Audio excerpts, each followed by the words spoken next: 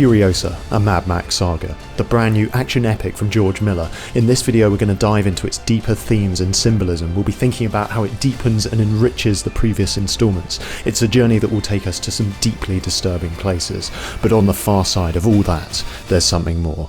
There's deep. Writer-director George Miller has always said that the chronology of the franchise is loose. All the films have no strict chronology. Never wrote the story with any of the stories with a chronological connection. We're wasting our time if we try to figure out the exact timeline across all the films. It's a mythology. But Furiosa is framed as a prequel to Fury Road, the origin story for this fascinating character. How do you know this place even exists? I was born there. So why'd you leave? I didn't. I was taken as a child. Stolen. To fully appreciate the richness of this new film, we'll need to head back to 1979, the original movie, Mad Max. There will be spoilers, so hold on tight. Mad Max depicts a near-future Australia on the cusp of total societal collapse. And it sets up a crucial pair of opposing forces, the DNA of the entire franchise, towns and roads. The towns represent stability, refuge, civilization and justice. The roads represent instability, restlessness, danger and anarchy. And in a harmonious society, the towns dominate, the people are settled and the roads serve the towns. They are controlled, used simply for transportation of people and goods between the towns. But in the dystopian world of Mad Max, the institutions are crumbling, the law enforcement is underfunded, and the activity of the road is beginning to take over. Violent gangs are perpetually on the move, sowing disorder and bringing destruction, the cyclical turning of the wheels relentlessly reshaping the landscape. This relates to the ancient understanding of space and time. They were seen as opposites, in conflict with one another. When space dominates, things are familiar, ordered, stable. For example, a people group living at peace in their promised land. When time dominates, things are unstable, confused, restless. This might be reflected by a flood or a people group wandering in the wilderness or being carried off into exile. So the way ancient cosmologists thought of space and time is rather like how we now think of stability and change. And in Mad Max, this is explored through towns and roads. Both are needed. You can't have towns without roads. But the goal is peace and harmony, and the dominance of the roads, the upsetting of that balance, throws society into confusion. So who's Max? Well, he's a top officer in the main force patrol. His job is to fight back against the chaos of the road, which is threatening to swallow up society. But he wants to quit. This conversation with his superior, Captain Fred McAfee, is especially illuminating. You're a winner, Max. You're on the top shelf. And I'm not going to lose you because of some crazy notion about quitting. They say people don't believe in heroes anymore. Well, damn them. You and me, Max. We're going to give them back to heroes. This sets up the problem. The world is losing hope because it's losing heroes. There's no one to look up to. There's no longer a vision for life, a source of meaning by which people can navigate. And this is the call to adventure. Will Max continue the fight? Will he be a hero? Here's how he responds. You really expect me to go for that crap? But this isn't just Max's cynicism talking. He opens up about the real reason he wants to quit. He's afraid that one day he himself will be compromised and corrupted by the chaos of the road. I'm beginning to enjoy it. What is this, Bonnie Week? Look, any longer out on that road and I'm one of them, you know? A terminal crazy. Indeed, it is a temptation. The road gang leader, Toe Cutter, speaks with a soft, enticing voice. Anything you say. Anything I say. What a wonderful philosophy you have. Take him away. He wants to draw more people into his way. And ironically, it is Max's family holiday, his attempt to get away from it all, that brings these two figures into a devastating clash. Max loses his wife and son to the gang, and in his grief he seeks revenge. The film ends with him driving away, and the indication that his fears have been realised. He is now a man of the road. So the cities represent the way things were, or perhaps the way things could be. The dusty roads represent the unravelling of society, returning the landscape to a wilderness. Mad Max 2 begins with a prologue containing black and white flashbacks to the first film. I remember a time of chaos, ruined dreams, this wasted land. But most of all, I remember the road warrior. There it is again, the chaos of the road, and the one who stands against it, Max. Already we are beginning to see him as this mythologized figure. In the roar of an engine, he lost everything and became a shell of a man. A burnt-out, desolate man. A man who wandered out into the wasteland. And it was here, in this blighted place, that he learned to live again. There's a lot about Max that reminds me of Moses from the Bible, a man of the law who is initially rejected by his people. Disgraced, he flees into the wilderness where he hears the call to adventure, a call that he is reluctant to accept. He performs a remarkable sign involving a snake. Ever seen a man beat a snake before? And in this second instalment, Lord Humongous almost functions as a pharaoh figure. A ruthless biker gang lord wanting complete control of the gasoline, one of the most precious commodities in the Mad Max universe. But this is where Max steps in, winning the trust of the people by offering them genuine safe passage. You want to get out of here? You talk to me. And like Moses raising the staff with his two arms to lead his people through the Red Sea, we see Max shouldering the burden of the gasoline canisters to enable a daring escape from the chariots of Humongous. The settlers are venturing out to a promised land in the north, and they invite Max to accompany them, but he says no, he returns to being a wanderer in the wilderness. And we'll see that again and again. And the road warrior? That was the last we ever saw of him. The third installment, Mad Max Beyond Thunderdome, confronts Max once again with the possibility of promised land, of settling down and rebuilding. This is represented by two contrasting settlements. On the one hand, there's Bartertown, a trading post ruled by Auntie Entity. On the surface, it's an impressive attempt to rebuild, but we soon discover its true nature. Fueled by the methane of an underground pigsty, maintained by slave labour. All this I built. Where there was desert, now there's a town. Where there was robbery, there's trade. Where there was despair, now there's hope. Civilization. I'll do anything to protect it. By Bartertown law, a conflict between two people is to be resolved inside the Thunderdome through a fight to the death. Within the Thunderdome, there are no rules. It's an attempt to contain and limit human violence. Fighting leads to killing. And killing gets to warring. And that was damn near the death of us all. Now when men get to fighting, it happens here. And it finishes here. I know you won't break the rules. There aren't any. See, in Mad Max, every town needs to have a way of restraining the chaos of the road, containing it somehow. And is this a possible solution? But it doesn't look like a very good one. It's effectively some gladiatorial games. At one point, Max is punished, and his punishment is determined by the turning of a wheel. There's a sense that Bartertown is handing him back to the cyclical forces of change, and sure enough he is ejected out into the uncertainty of the wilderness, a place of desolation where even the ground itself threatens to swallow up anything that breathes. But it is out here that Max encounters another settlement, an oasis of settlers, descendants of the survivors of a plane crash, and they dream of leaving the wilderness and reaching the promised land. Max responds with his trademark cynicism. Now there were places like these, cities. They were called cities. Now there's lots of them. But then this happened. This porky eclipse happened, and it's all finished. It just isn't there anymore. This is home, and there's no Tomorrowland. Eventually, through Max's self-sacrifice, the Oasis kids are able to fly off to the place once known as Sydney. And once again, Max is a wanderer in the wilderness.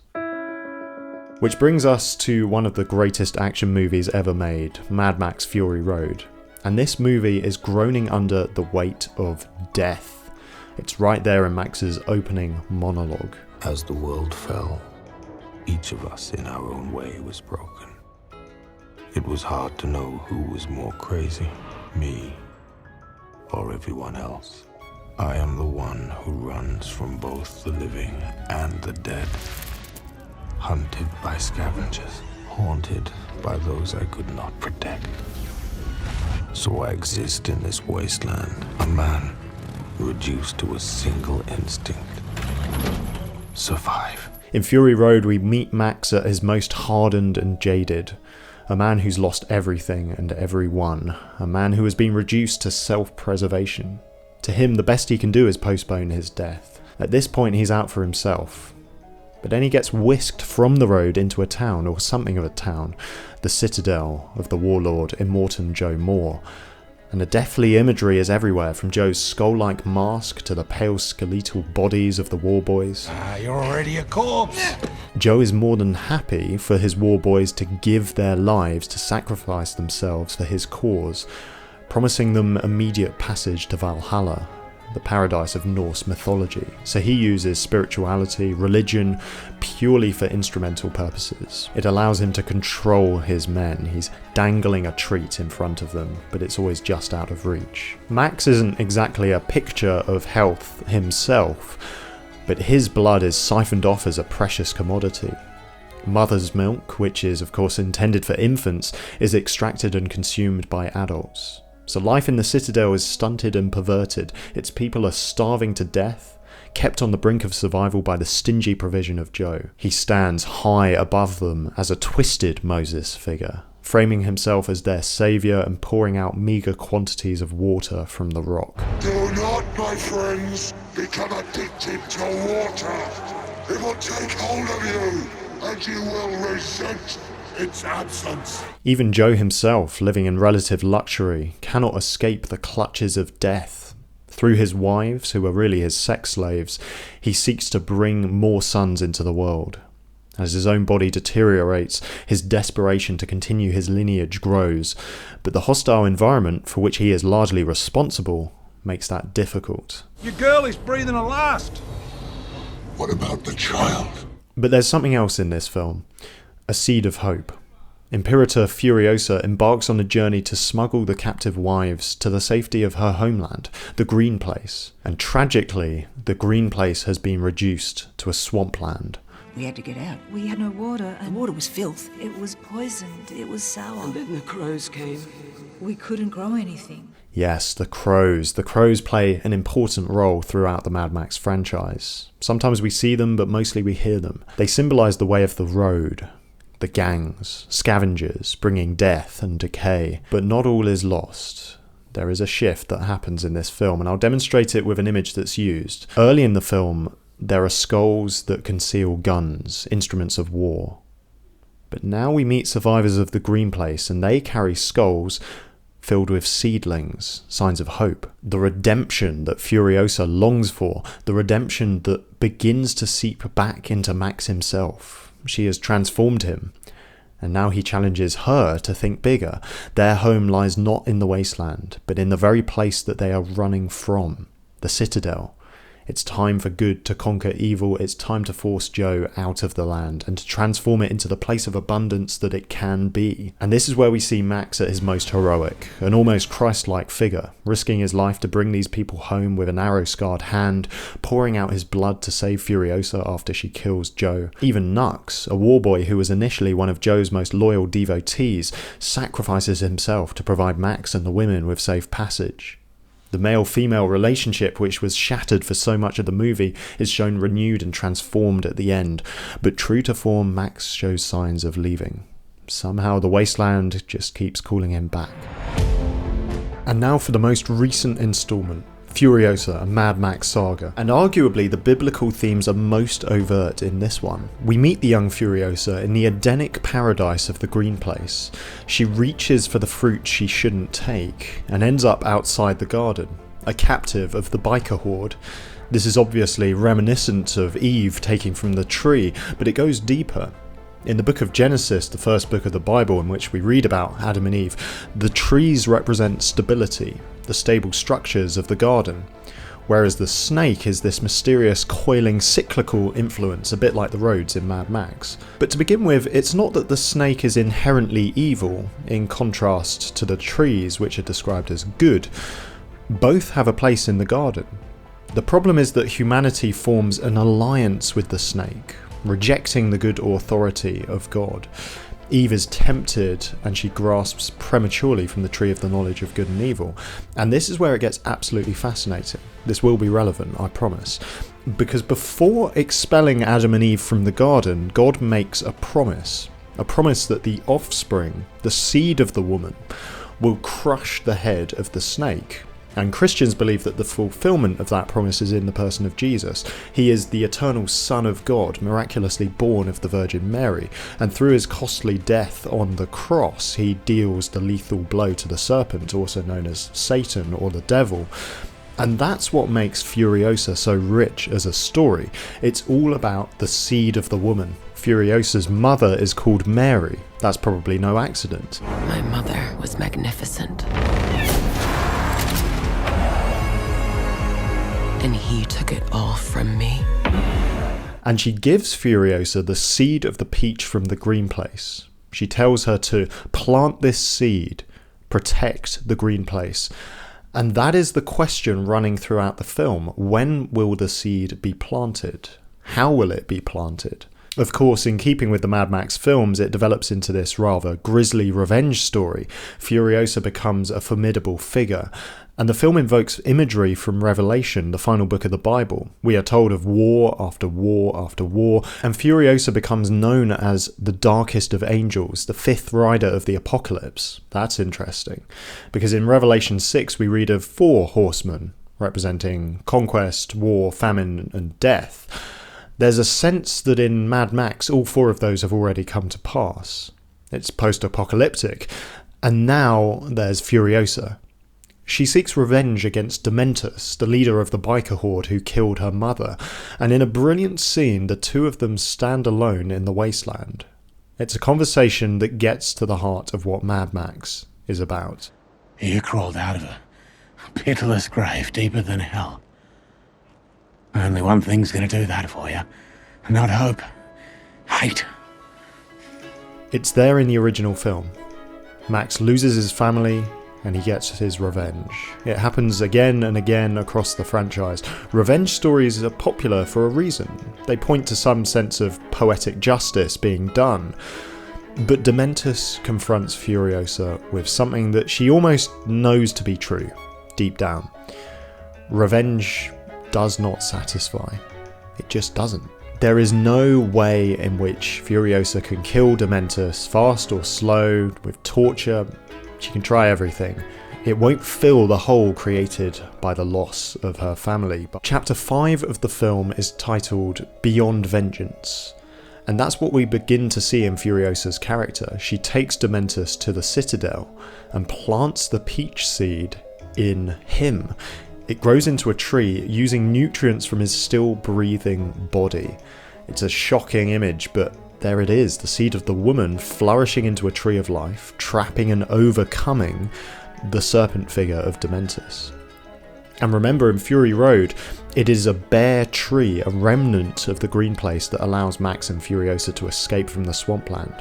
The trees are vital in this franchise.